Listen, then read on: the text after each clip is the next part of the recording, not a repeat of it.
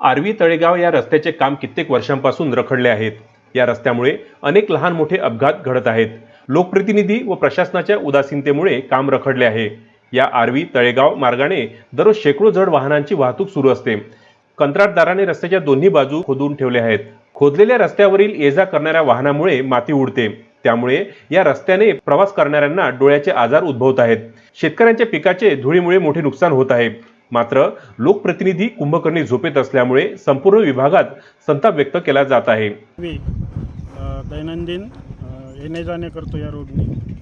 जवळपास माझ्या माहितीप्रमाणे 4थं वर्ष लागलं या रोडला। त्याची दयनीय अवस्था आहे। म्हणजे साधा पैदल माणूस चालणं कठीण आहे। अशा अवस्थेत आम्हाला बाईकने दररोज येणे जाणे करावे लागते। प्रवाशांना या रस्त्यामुळे मणक्याचे व इतर आजार होत आहेत।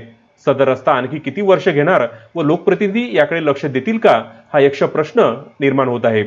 मार्च महिन्यात तर चक्क प्रहार संघटनेने याच रस्त्यावर लोकप्रतिनिधींची समाधी बांधून श्रद्धांजली वाहिली होती।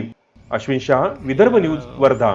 तळेगाव आर्वी रोडवर गेली 6 वर्षापासून प्रवास करीत आहे।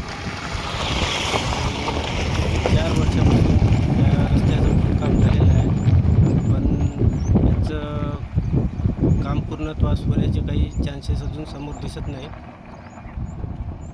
येण्या जाण्याचा खूप त्रास होतो।